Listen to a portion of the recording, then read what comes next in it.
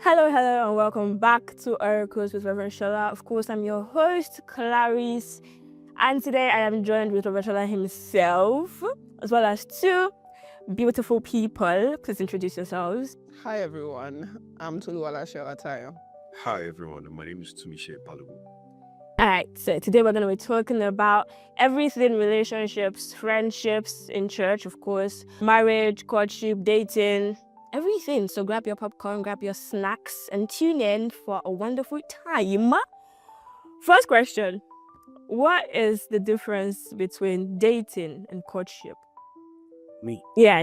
Okay, good. So, wow, how do we unpack this now? Now, I think first of all that there is a way in which it's just semantics, and in certain senses, it's just that courtship. The term courtship, it seems to be a bit more traditional and more at home with church and generations over time, right? So I think it's a bit more traditional. But both of them ordinarily are about two people who ordinarily, and I'm talking about within the context of Christianity, because within the context of Christianity, every relationship between a man and a woman, all right, young people are meant to be with the intention of culminating in marriage. All right. So I think the important thing is to first of all clarify that no male-female relationship ordinarily in the church should be without the intention of possibly ending in marriage. Do you get? Now, there's a sense in which dating is thought to be, let's try this out, let's try this out, let's try this out, let's try this person. If it won't work, we move there, and so on and so forth. All right. In which case, we see that there is a lesser intention to it than when we talk about courtship. When people announce or declare that they're in courtship, there's this sense in which you're thinking, oh, these two people are trying to get married. Okay? It's a bit different from dating. They say, hey, they're dating. Okay. Yes, thank you very much. That's a very good, it sounds a bit more trivial, less focused, less end in mind kind of thing.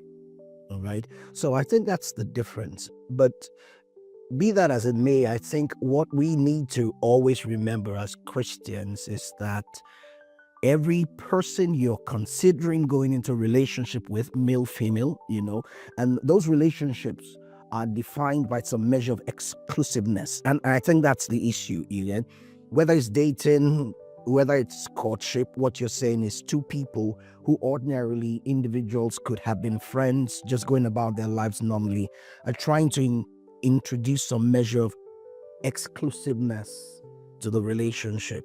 All right. So whether it is what they call dating or whether it's what we call courtship, that's what you're introducing into it. And for us as Christians,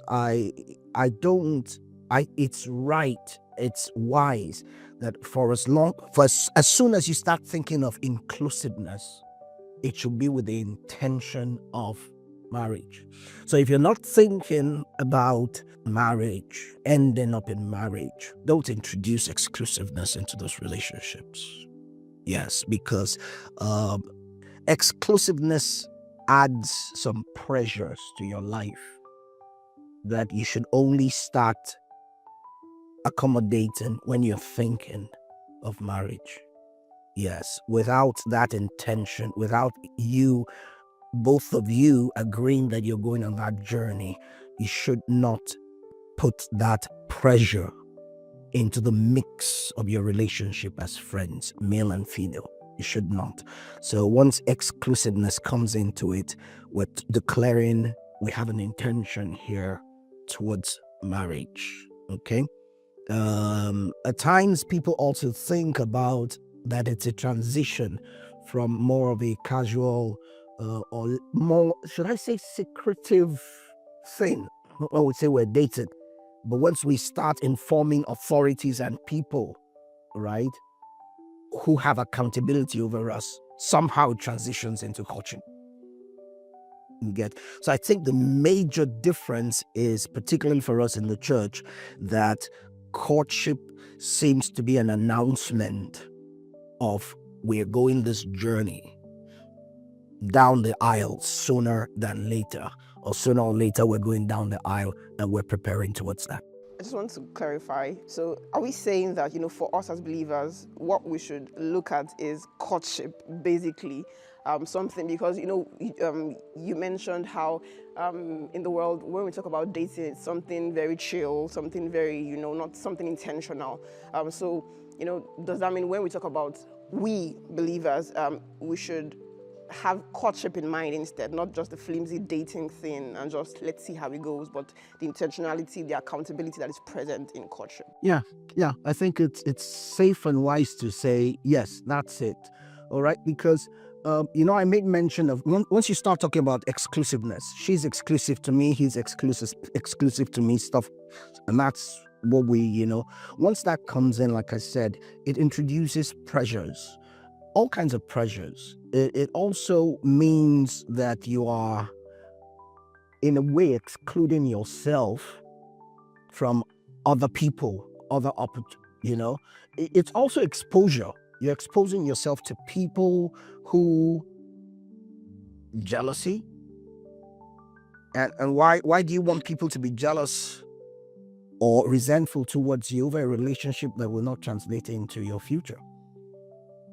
All right. So for us in the church, and then of course is the risk. Like I tell people, and let's be factual about this, because one of the great pressures in the world is sexual pressure. And let's be very factual about this. Even in the church, amongst brethren normally, particularly in churches where you have young people, right? There's a lot of sexual tension ordinarily. All right. And even friends, just friends, have attractions towards one another. Okay? So, but you see, at times, what makes your friend, you're a female, you have a male friend, what makes your male friend have some measure of control is the fact that he respects, this is my friend, we're just friends. All right? The moment you introduce exclusiveness to it, you've introduced another factor of compromise into that mix. So except you are really targeting going that journey, these are things that you should steer clear of. You get it? It's just the truth. We don't need to mince words here, right? Except you're ready to start thinking or plan towards marriage, all right? Just stay away from those things. Be very good friends, honorable friends, loving friends. Care for yourselves. Watch out for one another, or for each other. Take care of each other. But as much as is possible, don't introduce exclusiveness to it. All right? Once you introduce that to it, somebody starts thinking it's his right, it's his privilege to do certain things. You get. And honestly, for me as a pastor, I can tell you this, that on a number of occasions over time, pastoring, I've seen perfectly good friendships and working relationships go down the drain because they introduced exclusiveness. And I've seen people walk away from church, walk away from fellowships because we were perfectly good friends. Everything was going on well. We introduced exclusiveness, dating, so to speak. And when we introduced that, something went awry along the line. And then we went our separate ways. And now I can't just stand the fact that we're in the same church and he's there, she's even the way some brothers are talking to her and stuff like that, insecurities and all these kinds of things. So it's better to be safe until you have some measure of certainty that this is somebody I want to work with to have a settled married life. All right? Don't just steer clear. Whatever pressures that are things that you can handle better without introducing exclusiveness. Yeah, so. Personally, I have heard a lot of people say things like, okay, when you say you're dating someone, a lot of Christians just make it seem as if it's a bad thing. Like, no, we don't do that here. How should people do? All right. And you are just saying it as if you were not really particular about the choice of words. You are just saying, okay, I'm dating someone. Is it bad? I understood everything you said, that, okay, this is courtship, more intentional. But a lot of people make it seem as if, it's a sin to even use the word dating. Like, so personally, I think it's just sentiment, right? But I would like you to address it. Is it something you think, okay, it's a sin? Christians, like a lot of people have made it look like. Okay, like, do you just drop that word? You just drop it and throw it away entirely, else. Knowing that when I say dating, I actually mean courtship. Serious, Right. with word, and just date something. It's just the usage of the word that's Let me try and use this, you get, and say, when we were much younger, when I was much younger, right, the only way I knew Nigeria was identified as Nigeria. And then generations come and then we're here in Niger. The term Niger has come to stay. Nice. There's Niger now, all right? Good. So it's for those of us who grew up Nigeria to understand that when people say Niger or Niger, all right, we're talking about. So it's the meaning. Language evolves. Terms change. The problem we could have in the church is the fact that we could feel that when people who are not in the church use the term dating, there's a meaning they have to it. So what we need to do, because honestly we must be truthful with ourselves, there's nothing we can do about these terms. They are language. It's not the language that we can have a problem with. It's the meaning that we need to clarify. So if you come to me now and say, I'm dating so and so person, I'm going to say, okay, so explain to me, what do you mean? All right. So we need to pursue clarity in meaning, not the terms. What do you mean when you say you are dating? Okay. Is the meaning you have the meaning that I can go on the streets anyway and pick as the meaning of dating? Or do you have a refined meaning based on the knowledge of the truth of the word of God and what God's standards are for you? I must be very, very factual that there's little or nothing we can do about terminology. Again, because they are many times generational things. We may not be happy that it was alien to us, but all language was originally alien to us. Even in our traditional Yoruba language, we have certain terms. We say "orayalo." It wasn't ours. You get? We're not even talking about English. The totality of English is not ours ordinarily. But even in the Yoruba context, there are words that we have taken up. That's language. Language is dynamic. Language evolves. So if we're going to be truthful and without causing unnecessary panic and stress on ourselves, what we should be asking is not that people change the terminology, or maintain old terminology, but that we maintain true definition. Okay? That's what we must not lose. The term could change. So, right? The term could change. So, right? But the meanings we must keep clarifying. All right? Because in the end, life is guided not by terminology, but by definitions. So for us in church, our definition of those relationships should be, I have cited somebody and I have the faith, I believe, that we can go the journey together and arrive at marriage. And between now and that time, we want to begin to work at that possibility. You know, we're not even trying out. We're not trying out to see if it will work. You see, you don't go into those relationships with say, let's see if it will work or not. You go into those relationships because you believe, okay, I believe this will work. All right. It's going to call for some work. So we're willing to work at it. It's just like you don't go into the high institution, enter into 100 level, let me see if I will graduate. You don't do that. Yes.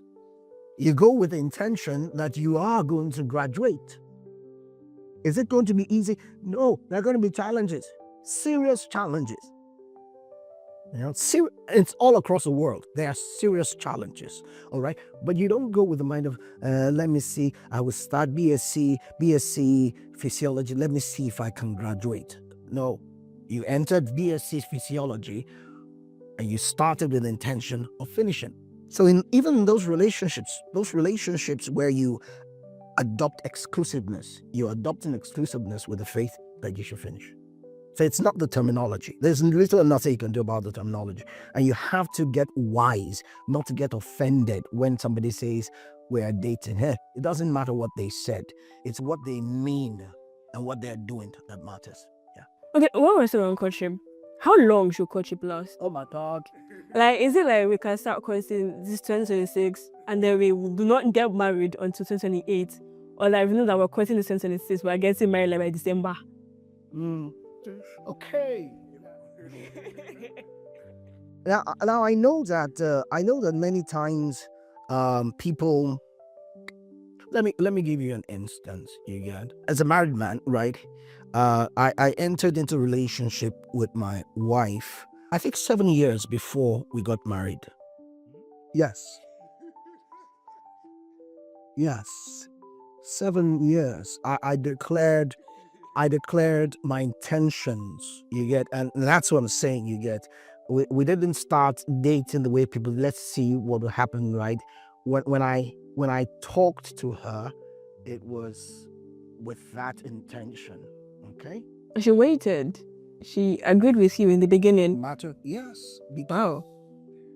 Because why do you want to have an exclusive male in your life or an exclusive female in your life if it's not? What's the use? Now, for some people, and I could understand their argument, their concerns. 7 years is a lot of time, you get, but in those 7 years, glory be to God, in the face of temptations and everything, God helped us.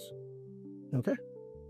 I know other couples who under 1 year, and they're doing fantastically well. I know couples who 2, 3, 4 years, and they have problems. You get, so I think whilst we talk about safe zones, okay, it's important that we don't force ourselves into any straitjackets. It's important that we don't force ourselves into any straitjackets. Now, somebody asked me a question a while ago, and I honestly, from my heart, believe that this is what it should be. How do I know when to start a courtship for marriage? And I very sincerely believe that it is when you find the right person. Okay? There's a lot we say now about get a job, get this, get that, know this, know this, know this, know that. All right? And they're good. They have their place. But the most important factor is that you've met somebody that you're convinced this is the right person. He may not even fit into all the other defining criteria we talk about. He may not. Okay? But somewhere in your heart, you believe this is the right person. Okay? Now, I understand that the world has changed. There's a lot that has changed in the world. But back then, our parents had marriages, meaningful marriages, quite difficult too. Quite very difficult. I quite difficult. But they had some real good marriages, and I know that much of what the choices they made for who they married was not based on many of the things we are considering now. Yeah. Okay? They're not.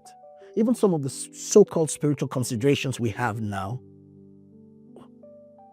we put ourselves under on unnecessary, untrue pressure. We put ourselves under unnecessary, untrue pressure. And I think we need to let God at work in us be the one to lead us. Should you wait 7 years in the courtship? I can't say that. All right? I went 7 years because I met a woman that I was convinced. All right? I met a woman that I was convinced was my safety, was God's will for me. I prayed about it. God told me I'll walk by faith. I was convinced. So the wait, the journey was a reality, but here we are today, 17 years after. I'm sorry, you courted for 7 years and now you're married for 17 years. Yeah. So I've known her for about 24, 25 years. It's interesting, you know. Funnily, right? It took me after my heart, you get, was captivated. Like, yes, after my heart was captivated. It actually took me 11 months before I would talk to her. I mean, presented to her my thoughts. 11 months. I think it took her another 11 months before she gave me, so there was no hurry to it. There was a journey, and I'm just grateful to God. I think the most important thing is living your life in utmost faith with God. Okay? Challenges were along the way, but we continue. And I can say without any fear of contradiction, yeah, it was right for me.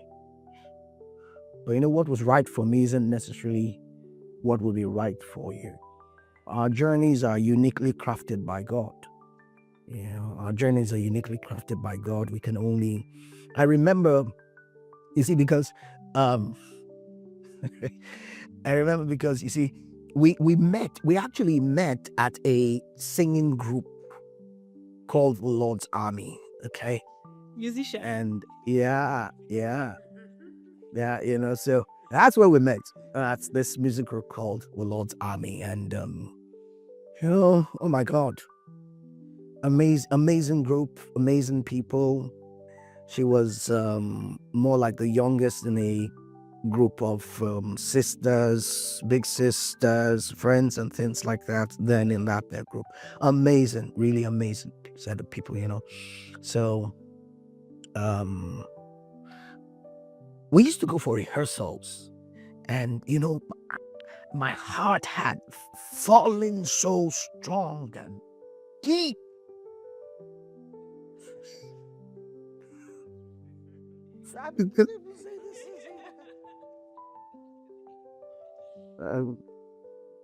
Try and make sure she doesn't see this episode. I think we'll cause this, but it's supposed to be like, whoa, it's for real. And so at a point in time, I'd been back and forth, in my heart. Should I not? And then there was a particular day we were in rehearsals on Sunday, and you were able to concentrate. No, I did not concentrate. In fact, my heart was heavy, also because, you know how you can so love a person who doesn't know that you love them that way, and they're living their lives, and so many other guys were hanging around, and I was jealous. I actually left rehearsals that day, and I'm not too sure I didn't cry, but I went, and so I went back to campus. I think I was in, was it 200 or 300 level then? So I went back to campus and I went to block 2 at night. I was in class to read, so I couldn't read. So I left to block 2 to pray. I said, God, you have to help me. What's happening to me? What's happening to me? You know, and I think while I was praying, I heard God say to my heart, go ahead, but you will walk in faith and not by sight. So the following day, Monday, when my classmates were going to class, I think within one little period, I dashed to town to go to tell her, So that began another period of 11 months. And during that period, 11 months again, of course, the encouragement was God had told me, walk by faith. So I just held on. As we went on through the 7 years, there were moments when, of course, this is 2 young people living, you won't always see things exactly the same way, stuff like that, but I kept remembering it's a faith journey. It's a faith journey continue. And glory to God, like 11 months later, precisely, I think it was June 18th, that she gave me a yes. And I do remember. So, and then took quite some time ago. Well, I was in medical school. So to finish all that and get to a particular level. And in fact, let me not get into that, but that's that. Still talking about courtship, I just want to so we're talking about the fact that courtship comes with a sense of finality. We're saying that, and then of course, as a believer, you're going into it by faith, like you mentioned. You know that, okay, I believe that this is God's choice for me. This is who God wants for me, and I'm going with that in mind. So now there are people who, of course, have started that journey and it didn't lead to marriage. So maybe they get to a point and they see that maybe this is not working out. Maybe, for example, maybe due to the other person, there is an issue. This is not working out. But God has said, so do I continue knowing that, look, that I don't think this is going to work out? It might be that maybe because there is such a big flaw at this point, or maybe the other person is not as invested, and all that. But God has said, but, I went into this thinking that this will be it, and I'm going to cut it short. So I just want you to talk about that, sir. What do you... I like the fact that you said we started because God said. If I'm going to end it, let God say. It's important. Now, without trivializing the difficulties people go through, at times I have questions too about how come it panned out well here, it didn't pan out well here again. But I think your safety is if indeed, without any shadow of doubt, you know that you went in because God said, not because you heard what you wanted to hear, not because you are attributing your actions to God, but because genuinely you know God said. Then everything about it should also still be about God, you said. What are you saying? Okay? You said, what are you saying? Because the truth of the matter is that at times we see things today that will not be the future. You could be in a relationship and you're having certain challenges. Somebody's behaving a particular way. Okay? And the reason why they're behaving that way is because of certain prevailing circumstances now, which if and when they're removed, that behavior will change. Which day was I teaching? I was talking about when I was much younger. About that time I was in medical school. I had a problem with some measures of inferiority, and stuff like that. Now, some of that was because I failed in medical school, my second year. I failed, and that was a serious blow to me. For the entire 1 year, that I was repeating 200 level, right? I couldn't look my mates, my friends, contemporaries in the eye, walking the walkway. My head was always drooping, So right until I finished, well, maybe not until I finished medical school, but for a long period of time, it was an issue for me, you get. And I guess based on that, there were certain things I would have done even in relationship that were based on that. Okay? Now, and that's why I'm saying it has to be based on, God needs to help you know what to do because you don't know the future. God knows the future. So if you're having difficulties in relationship and you are a believer who really hears God, picks God's impressions, make it your way of life to report things to Him. All right? And say, dear God, this is what this guy is doing. This is what this girl is doing at this point in time. What are you saying? Okay? For some of it, God may just tell you, don't worry, I'm working on it. If God wants you out, you'll arrive at a point. It may not be that you heard God say, now pack your things, dust your sandal and start running. No, it could just be you get to a point where you will know in your heart that I need to move on. I need to step out of here. Okay? And every time you think about it, there will be no restraint or constraint in your heart otherwise. It means that grip, that hold with which God kept you in place, He has released it. All right. But the important thing is, if you really started the journey because you were convinced God wanted you to start the journey, every step of the way, even when things are working well, you should make it the way of life to, go back and say, God, what are you saying? And if you're going to have to exit at any point in time, all right, it's always most advisable to ask the question, God, what are you saying? Yeah. Okay, talking about God said, a lot of people have found themselves in a situation whereby someone comes to them and says, God said, you are God's tribute for my life. Sometimes it's actually right, and sometimes there's something there. I just do not think that's the right way to go most of the times. But sometimes it's outright manipulation. Yeah. What do you have to say to people that are currently experiencing this? Because some people take it a notch higher and it turns to harassment. Like, if you do not agree. So what do you have to say to people that are experiencing this? Or what do you have to say to people that just go to other people and say to them, God said? And what do you think it's the right way to go about it if God is actually saying? Yeah, so. Okay, good question. And I think it speaks to something that really is relatable. It's a common thing. Now, if God said to you that Sister so and so is your, that's for your consumption.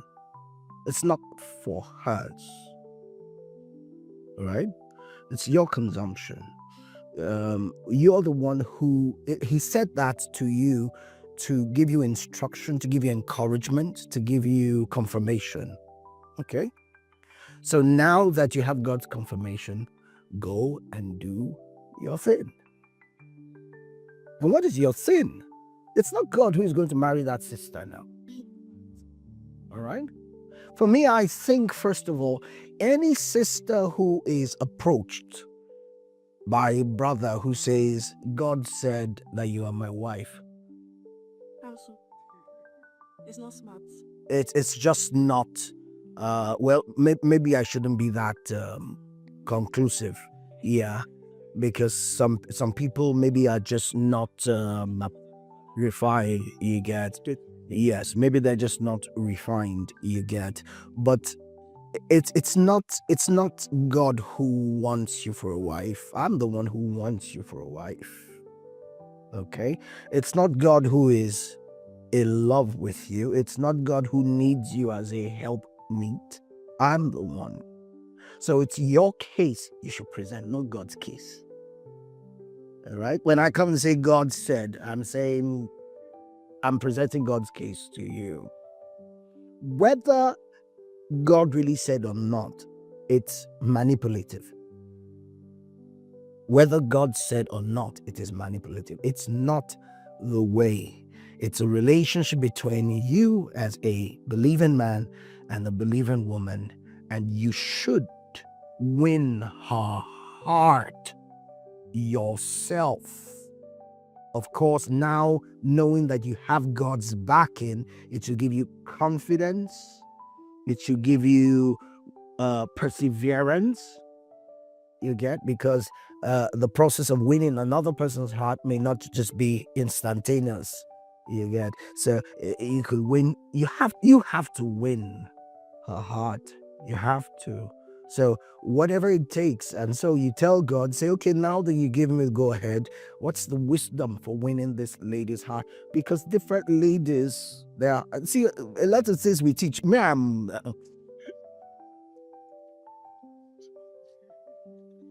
I was told that ladies like chocolates and flowers. Until I bought chocolate for my wife. And I discovered that so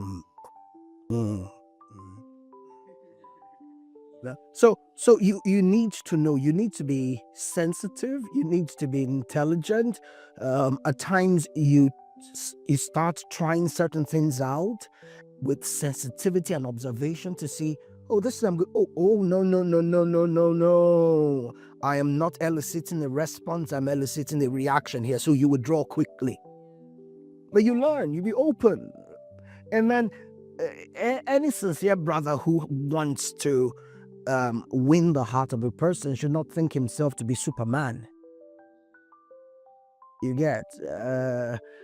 Don't present yourself as the ultimate macho king. I'm in charge of everything. No, you get? You have to be truthful, sincere, and just do what it takes. And you see, the other thing is this: don't try to win a heart with deception. Okay? Even if the lady in question loves deception. Because there are people who want you to present yourself as being knight in shining armor. Okay? Their dream is knight in shining armor. On a horse. Yeah. Don't be that. Be yourself. If God says she's the one, present to her the man that she will marry. So not the person. Not the one she has in her imagination. Yeah? Not. It's. If not, you will be fueling her self-deceit. Delusion. Thank you. You know, you'll be fueling that deception. So be yourself. Be sincere. Be confident in who God has made you. Present your case of love for her. Yes. Well, for me, for instance, that's what I did on that Monday morning. Present your case of getting loved. Yeah. But you don't have to go meet someone and say, God said to me that you're my wife. God said, and if you agree. That's not good. That's not good. You can tell her what God said to you. You know? The confidences, the assurances, the instructions God gave you. You could share some of those with her and say, God said. For instance, I told my wife that God had given me permission to talk to her. And that as far as I was concerned at that point in time that I was talking to her, that what I was convinced God was asking me to tell her was just to tell, what God had told me was that I should love her with the whole of my heart, without necessarily at this point in time trying to possess her for myself. Okay? That He had just given me the go ahead and just love her. And I just wanted her to know and consider that things will follow after. It doesn't have to be that way. But I just honestly believe that it's important that you're sincere. You don't want a woman you got by manipulation. You don't want anything you get by manipulation. You don't. Because if you get it by manipulation, you're going to have to sustain it by manipulation. You don't want that. Okay? So God said or God didn't say, that's not the way to woo a woman. So, dear Father, I have you, I know you, I hear you. This gentleman came around and said, you said. Did you say? Did you say? Did you say? Say, okay, if you said, that's his turn. It's not my turn. You have to say. Okay? You have to say. Now, him saying doesn't mean you will hear verbal words, this, that, no. Or you sleep down and say, oh, behold, I am the Lord.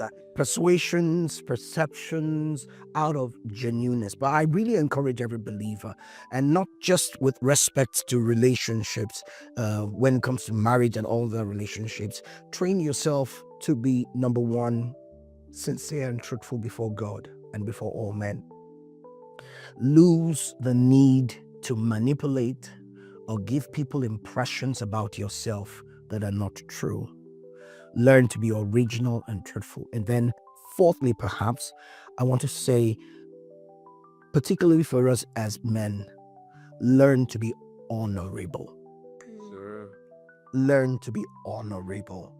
You see, even this God said sin, be honorable.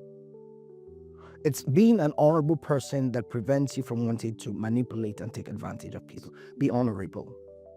It's being honorable that after you spoke to one person, you're not going to speak to another person. That's being honorable. It's being honorable that after you spoke to one person, you gave the person time to give you an answer. That's being honorable. It's being honorable that if during that period you're waiting, you suddenly feel, no, this is not right. It's being honorable to go back and rediscuss. That having given you this much time and you not being able to come up with an answer, I feel that I should move on. It's being honorable that after they give you an answer, particularly if it's a positive answer, that you don't just turn your back tomorrow and say, me, Shima. You get? You see, marriages eventually survive more because people are honorable. You get? It is character that makes, not just for marriage, but for anything. It's character. No matter how difficult a marriage is, you get? I'm talking about circumstances. If both of you choose to be honorable people, I'm telling you, you'll pull through. And not just marriage, any relationship, so to speak, you pull through. So, particularly as men, well, not just particularly as men, all of us should embrace a life of being honorable. Unfortunately, now, what we want, people want to be honored. We chase honor, right? We chase honor rather than being honorable. Okay, so be honorable. It will help across board, particularly in this places of relationship. All right.